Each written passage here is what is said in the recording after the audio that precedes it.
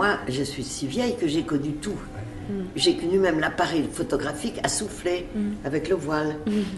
Dans le DVD là, qui est sorti, dans le coffret qui est sorti, il y a un DVD dans la pochette surprise qui s'appelle Les 3 vies d'Agnès. Et il y a un type qui m'a filmé en 54, je ne sais même pas qui c'est.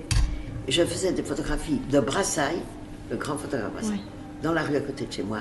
Et j'avais un appareil à souffler comme ça, énorme, avec le voile noir, je regardais en dessous, je fermais, je bouchais, je mettais un châssis. Donc j'ai connu ça, j'ai connu les appareils Rolleiflex, les Leica, tous les trucs.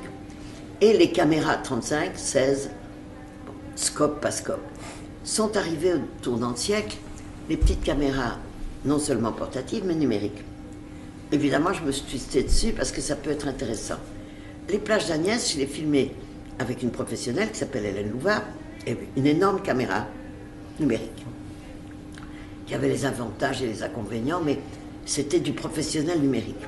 Mais je l'ai accompagnée avec images faites, avec une petite caméra pas plus grande qu'une main, c'est une petite Sony que j'ai, et qui est aussi HD, mais un HD, vous savez, HD ça veut dire haute définition, mais il y a la vraie haute définition, puis je dirais que c'est la série dérivés. D ou série H de la HD, mais c'est de la HD quand même, ça veut dire qu'on peut introduire ces images dans un film fait avec une grande caméra. Et j'ai pris l'habitude d'attraper des choses au vol que la professionnelle n'attrapait pas parce que je les attrapais. Dans le concept de la réalité, il y a l'idée que la réalité est grouillante, elle est fluctuante et qu'on fait avec, on l'attrape. Ensuite, par moments, j'ai filmé moi-même et particulièrement dans Les glaneurs et la glaneuse, vu que c'était un sujet avec des gens en fragilité de société incroyable, en situation précaire, je ne pouvais pas arriver avec une grande caméra, une équipe. Donc je suis arrivée avec mon petit truc, je disais, vous permettez que je vous filme.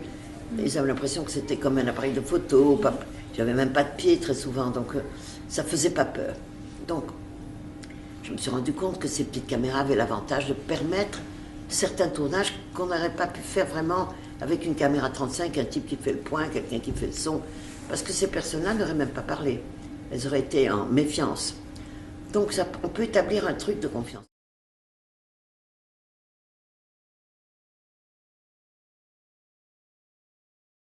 Ah ben, il y en a beaucoup. Je me souviens, je prends les films récemment parce qu'on en a parlé. Ouais. Kiarostami, il a fait des films, en tout cas tous les premiers films qu'il a fait étaient très beaux.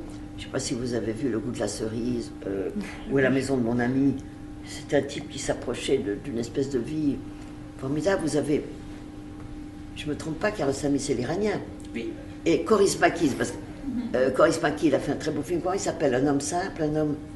L'homme sans passé. Hein? L'homme sans passé. L'homme sans passé, qui a l'air d'une histoire très très simple, où il a fait passer un truc énorme. Il en a fait un récemment avec l'acteur... Le Havre. Hein? Le Havre. Le Havre. Ça a l'air de film très simple, mais il y a une force dans la simplicité. Et puis vous avez des films plus sophistiqués, plus organisés, des films comme par exemple Audiard, de Vive mon cœur s'est arrêté, comment ça s'appelait? De Battre mon cœur. Ah, ça c'était très beau. Oui, c'était très beau. C'était très intéressant. Et là, il y a un scénario très travaillé, parce que c'est un scénariste. Vous me demandez ce que j'aime. Oui. Je ne suis pas axée sur des films particuliers. Quand les films à performance sont fins, intelligents et bien, je les aime énormément. Ou bien j'aime les films fragiles, comme ceux que je viens de nommer. J'ai adoré Cassavetes en Amérique, parce qu'il essayait d'attraper quelque chose qui ne s'attrape pas. Pour moi, les films réussis sont des films où on sent l'auteur.